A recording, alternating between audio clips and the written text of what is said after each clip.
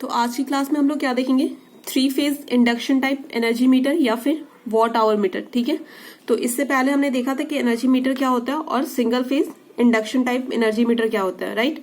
आज हम देखेंगे 3 phase induction type energy meter क्या होता है। ठीक है, तो थ्री फेज आपका क्या होता है, 3 phase induction type energy meter क्या होता है, a meter which is use for measuring the power of 3 phase circuit या supply is known as a 3 phase energy meter. ठीक है, वो मीटर जो आपके पावर को मेजर करता है किसी भी थ्री फेज सप्लाई के लिए, उसे हम क्या कहते हैं, 3 फेज एनर्जी मीटर कहते हैं। ठीक है, यहां तक समझ में आ गया। और जो आपका 3 फेज मीटर होता है, it is constructed by connecting a 2 single phase meter through a shaft. इसमें क्या होता है कि आपका 2 सिंगल फेज, जो आपका 2 सिंगल, मैं इससे पहले आपको बताया था ना कि सिंगल फेज जो एनर्जी मीटर होता है, तो वो 2 सिंगल फेज एनर्जी मीटर को मिला के हम क्या बनाते हैं, आपका 3 phase induction type energy metre बनाते हैं, जो कि एक शाफ्ट से कनेक्टेड होता है। ठीक है, और इसमें टोटल एनर्जी क्या हो जाएगा आपका, ये 3 फेज जो इंडक्शन 3 फेज आपका एनर्जी मीटर है, इसमें जो टोटल एनर्जी होगा, total energy is sum of reading of both the element, मतलब दोनों आपने जो लगा रखे हैं उन दोनों का क्या होगा, सम होगा। कितना एनर्जी टोटल इसमें कंज्यूम हुआ है, दोनों का सम हो जाएगा। ठीक है, तो देखो ये 3 फेज इंडक्शन मोटर जो होता है आपका, 3 phase induction type energy metre का डायग्राम है। ठीक है, 2 इसमें सिंगल फेज क्या कनेक्टेड है, आपके 2 सिंगल फेज आपके एनर्जी मीटर कनेक्टेड है, जिससे हम एक कॉमन शाफ्ट से कनेक्ट कर रखा है, और इसे हमने क्या बना दिया, 3 phase induction type energy meter. ठीक है, तो जो आपका 2 phase single phase in energy meter connected है, तो इसके जो भी एलिमेंट्स वगैरह थे, इसमें मैंने आपको बताया था क्या क्या था, इसमें जो भी आपके ड्राइविंग सिस्टम्स थी, इसमें जो भी था आपका ब्रेकिंग सिस्टम था, जो भी होगा सारे कंपोनेंट क्या होंगे, इसमें भी सेम होंगे। तो इसका वर्किंग प्रिंसिपल क्या आपका 3 फेज एनर्जी मीटर का, जो टॉर्क होगा दोनों का, ठीक है, torque of both the element is added mechanically and the total rotation of shaft is proportional to 3 phase energy consumption. ठीक है, हम इसमें क्या करते हैं, टॉर्क क्या हो जाएगा, torque of both element is added mechanically. इसमें क्या होता है, दोनों का जो टॉर्क क्या हो जाता है, ऐड हो जाता है, और जो टोटल आपका रोटेशन होगा शाफ्ट का, जिससे दोनों जो आपके दोनों सिंगल फेज जो जिससे कनेक्टेड है कॉमन शाफ्ट के थ्रू, तो उसका जो रोटेशन होगा वो किसके प्रोपोर्शनल होगा, 3 फेज एनर्जी कंजप्शन की, कि आपके 3 फेज सर्किट में कितना एनर्जी कंज्यूम हो रहा है, उसके हिसाब से आपका क्या होगा, शाफ्ट का रोटेशन होगा। ठीक है, यहां तक समझ में आ गया।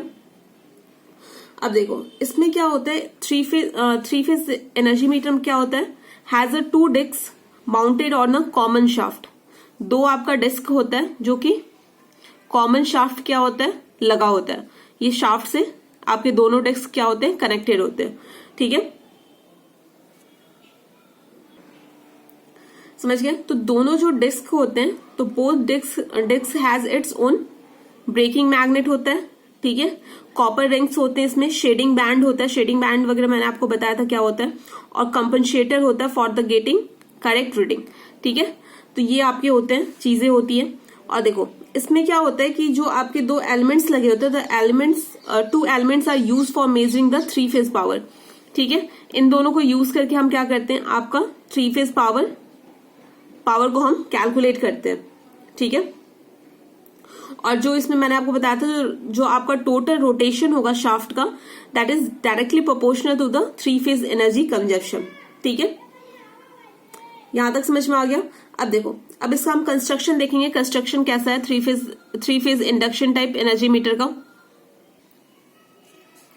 ठीक है, तो देखो ये आपका क्या है, 3 phase induction type energy metre का कंस्ट्रक्शन है। और मैंने जैसे आपको बताया कि इसमें हम क्या करते हैं, 2 सिंगल फेज एनर्जी मीटर को कनेक्ट करके हम क्या बनाते हैं, 3 फेज एनर्जी मीटर बनाते हैं आपका।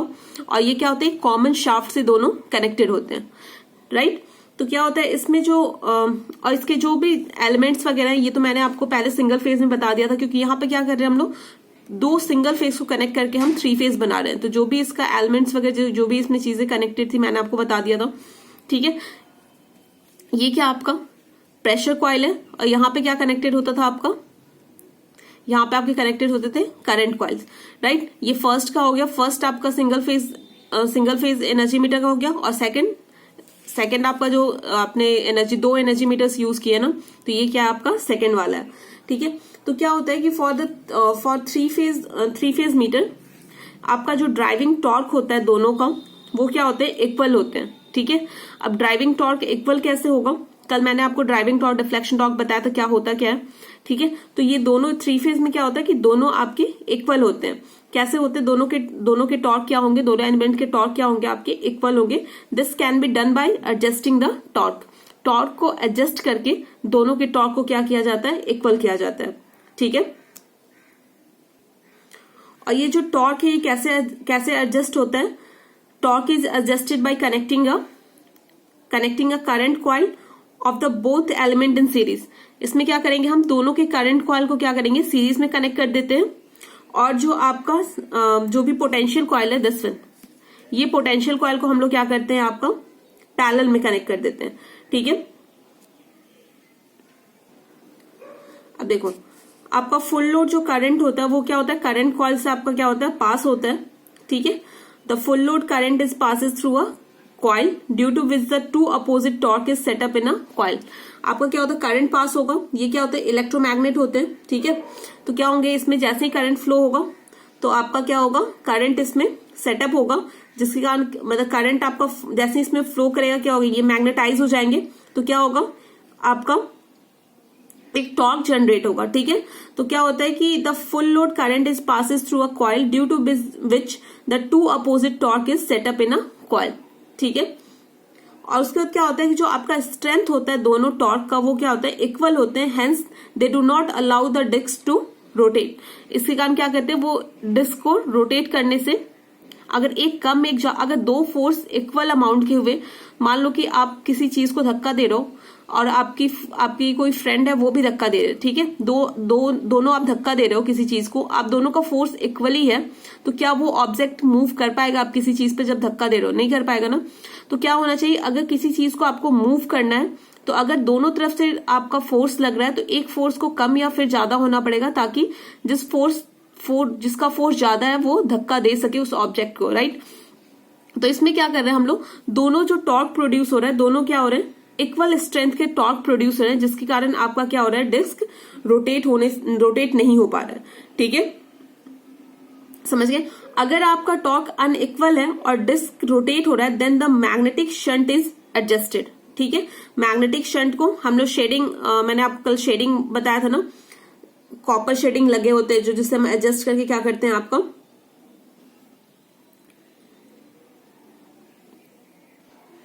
कॉपर शेडिंग लगे होते हैं उसे एडजस्ट करते हैं, राइट। तो इसमें क्या होता है कि if the torque become unequal the disc rotates then the magnetic shunt is adjusted. Magnetic जो शंट है उसको एडजस्ट करते हैं हम लोग, ठीक है।